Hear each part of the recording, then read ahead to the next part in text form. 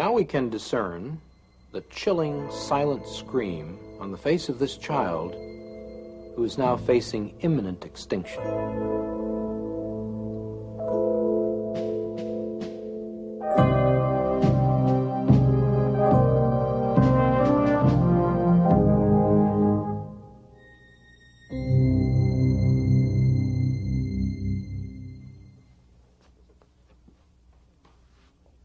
My name is Bernard Nathanson.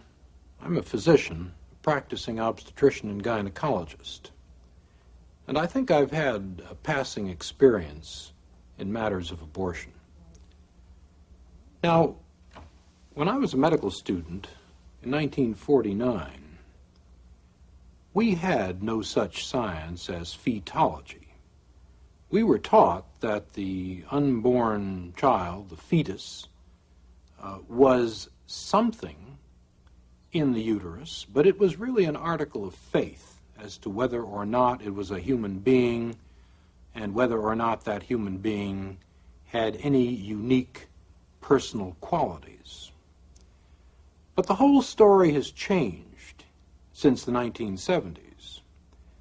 It was at that time that the science of fetology exploded in the medical community. It exploded by means of the introduction of great new technologies such as ultrasound imaging, electronic fetal heart monitoring, fetology, hysteroscopy, radioimmunochemistry, and a host of other dazzling technologies which today constitute, in fact, the corpus of the science of fetology. Real-time ultrasound, that is, imaging of the child in motion, has been available as a clinical tool since 1976.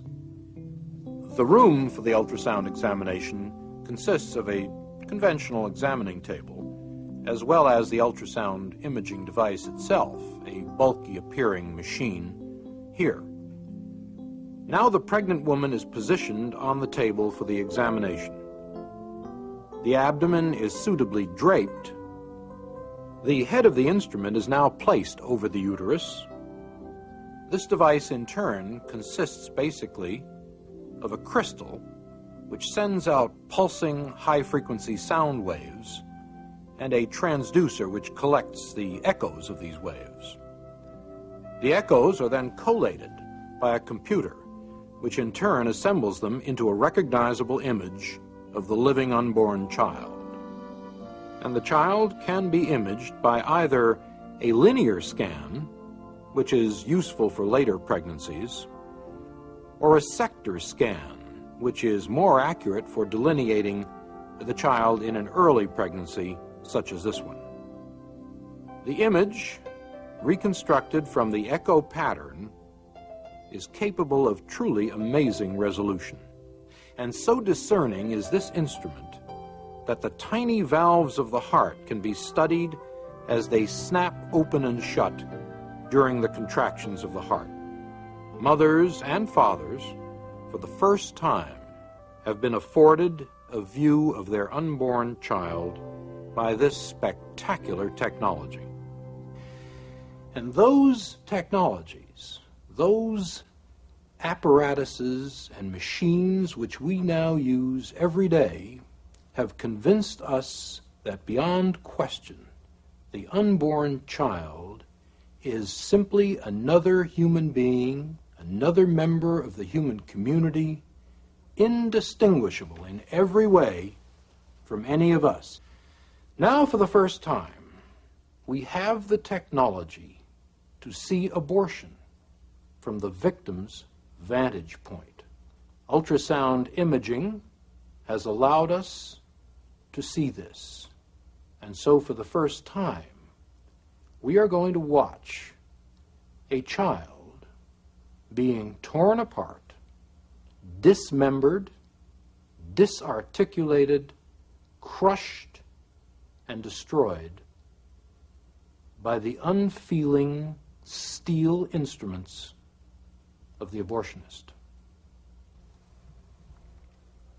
What we are looking at here is a depiction of the development of this child in its prenatal stage of life, from virtually the very beginnings to the end of that stage. We have here the child at 4 weeks, at 8 weeks, at 12 weeks, at 16 weeks, at 18 weeks, at 20 weeks, and at 28 weeks. As you can see, there is no revolutionary or dramatic change in the form or in the substance of this person throughout this developmental stage. Now, this little person at 12 weeks is a fully formed, absolutely identifiable human being. He has had brain waves for at least 6 weeks. His heart has been functioning for perhaps 8 weeks. And all the rest of his human functions are indistinguishable from any of ours. Now, this book is Williams Obstetrics, the 16th edition, written in 1980. It is a standard textbook used throughout every medical school in the United States. Preface of this book, published in 1980, cautions us as follows. Happily, we have entered an era in which the fetus can be rightfully considered and treated as our second patient. Who would have dreamed, even a few years ago, that we could serve the fetus as physician? Traditional medical ethics and precepts command us that we must not destroy our patients, that we are pledged to preserve their lives. Now let's see what abortion does to this, our second patient.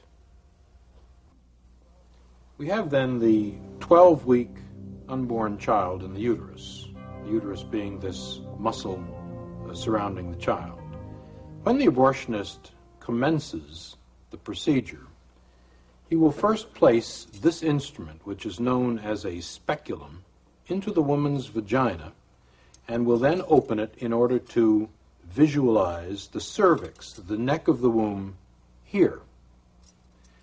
Having visualized the cervix, the abortionist then takes this instrument, which is known as a tenaculum, and fastens it securely through the speculum onto the cervix in this manner, clamping shut the tenaculum and getting a firm grasp on the cervix. The next instrument which is brought into play is called the sound. This instrument is then introduced into the uterus, and it is then removed, the abortionist having ascertained exactly how deep and, in fact, how large the uterus is. And then this set of dilators, these metallic curved instruments, are used to effect the opening of the cervix in order to introduce, finally, the abortion instruments themselves.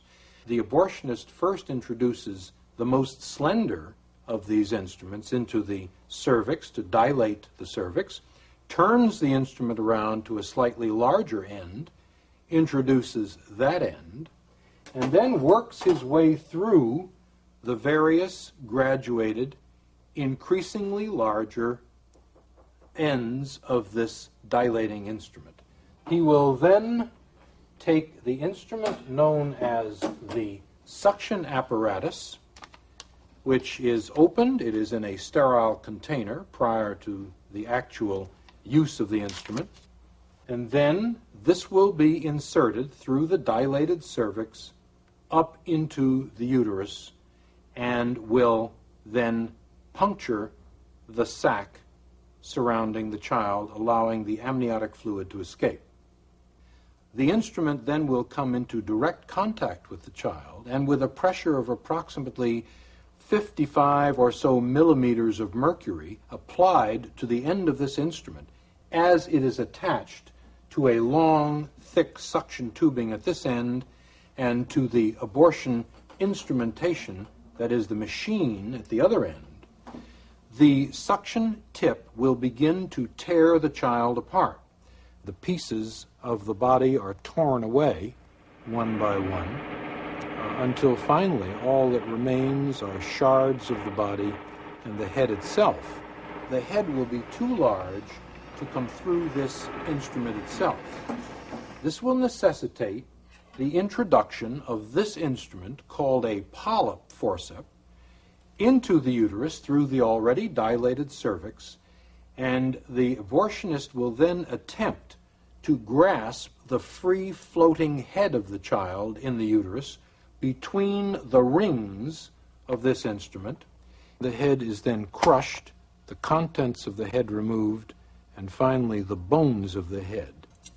And the abortion is then effectively at an end.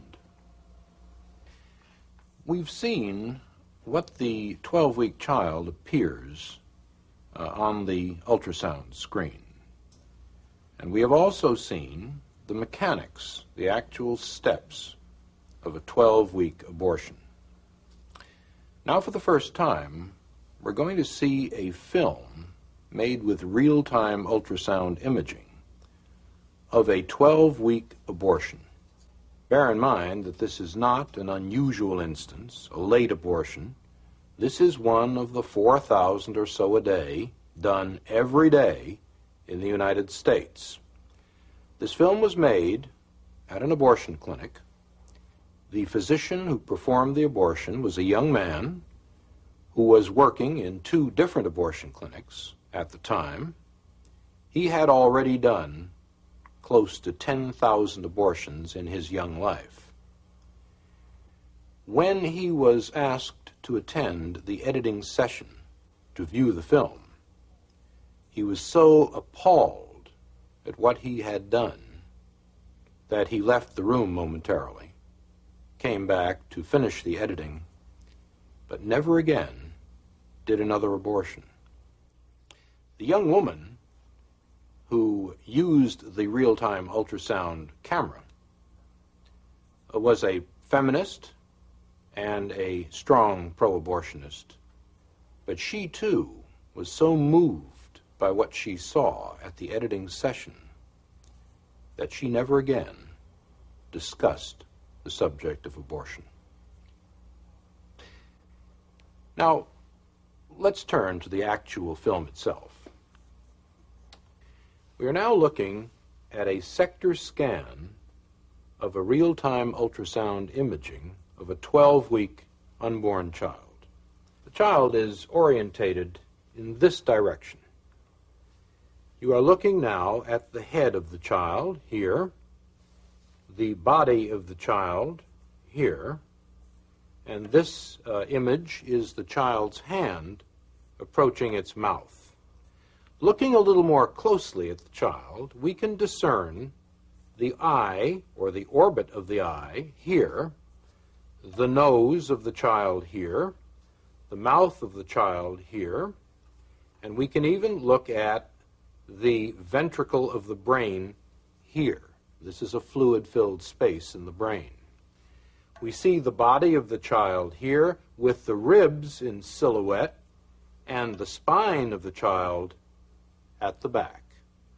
This rather granular area of tissue at the top of the sector appears to be the placenta, or afterbirth, of the child. And we can begin to see down here the thighs, the lower extremities of the child coming off the body in this manner. Now, let's move to the action. We now see the heart beating here in the child's chest.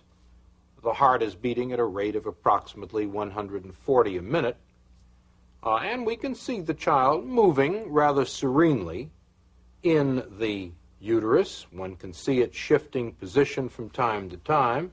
It is still orientated in this manner, and the mouth is receiving the thumb of the child. The child again is moving quietly in its sanctuary.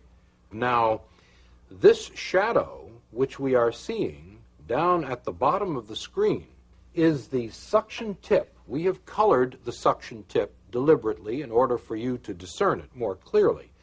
But the abortionist has now dilated the cervix and is now inserting this suction tip, which you can see moving back and forth across the screen. You will note that as the suction tip, which is now over here, moves toward the child will rear away from it and undergo much more violent, much more agitated movements. The child is now moving in a much more purposeful manner. Its orientation changes from time to time. It is rearing again here. Now, the suction tip has not actually touched the child, even though the child is extremely agitated and moving in a violent manner. The child has now moved back to the profile view, and the suction tip is flashing once again across the screen. The child's mouth is now open, and we will see that again on a freeze frame in a moment. But this suction tip, which you can see moving violently back and forth on the bottom of the screen, is the lethal instrument which will ultimately tear apart and destroy the child. It is only after the fluid has been broken, the sac has been disrupted, that the tip will actually come against the child. But we can see the tip moving back and forth as the abortionist seeks the child's body. Once again, we see the child's mouth wide open in a silent scream in this particular freeze frame. This is the silent scream of a child threatened imminently with extinction. Now, the heart rate has speeded up dramatically, and the child's movements are violent at this point. It does sense aggression in its sanctuary. It is moving away. One can see it moving to the left side of the uterus in an attempt, a pathetic attempt, to escape the inexorable instruments which the abortionist is using to extinguish its life. Now, the heart has again perceptibly speeded up. We can time this at approximately 200 beats per minute. And there is no question this child senses the most mortal danger imaginable. The membrane has now been punctured and the fluid has escaped. One no longer sees that large reservoir of fluid surrounding the child. But once the fluid has been drained off, the suction tip has now been firmly clamped to the child's body, and the child is being pulled in a downward direction by the abortionist's suction tip with the negative pressure applied to it, and the body is now being torn systematically from the head. The head of the child being in this direction here. I am now outlining the child's head. The lower extremities have already been lost, and we see the suction tip flashing from time to time in the screen as a typhoon-like series of echoes, and the child is being tugged back and forth as the suction tip has now been applied to the body, and the abortionist is exerting his traction on the child in this manner. The child's head is still discernible here. The body is no longer discernible. It has now been torn from the head. What we see now is the head itself with what is called the midline echo of the head and the spicules or fragments of bone.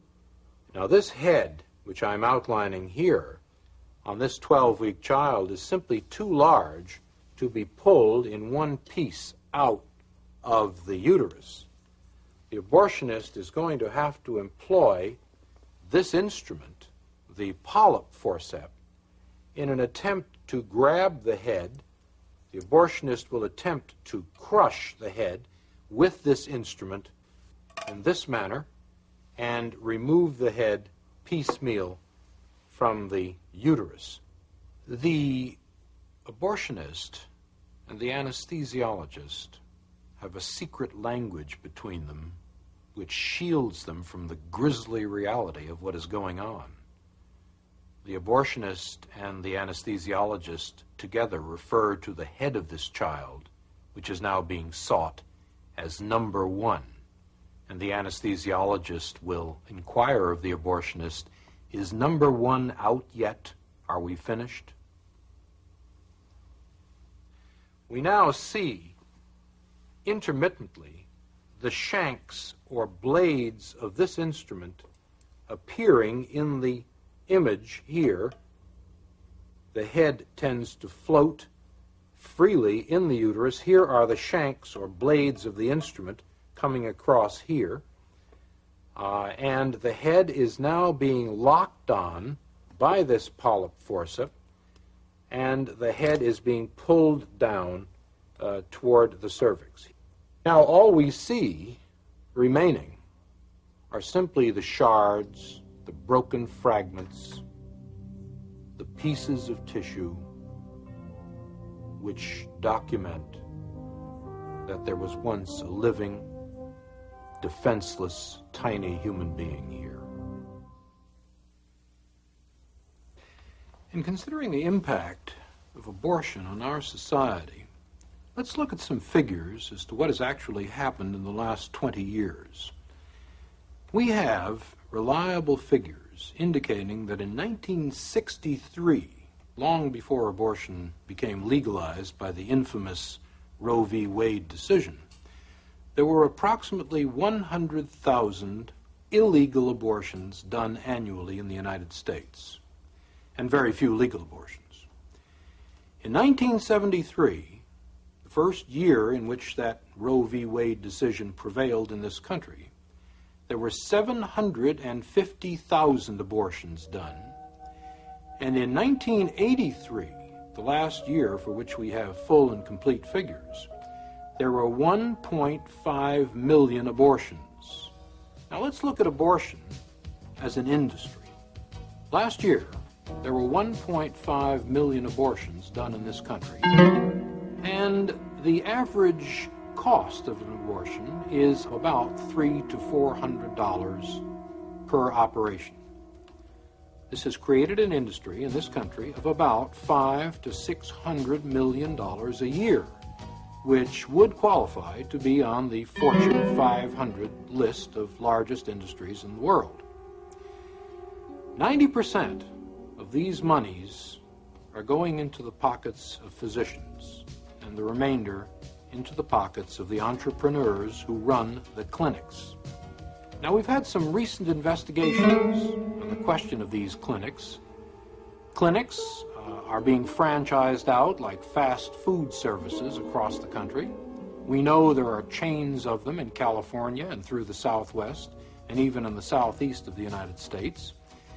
And there is some evidence now that increasingly these clinics are falling into the hands of the mob, of the crime syndicate here in the United States, and that this money, abortion money, is tainted not only by the blood of the innocent victims of abortion, but by the dark hand of the crime syndicate in the United States.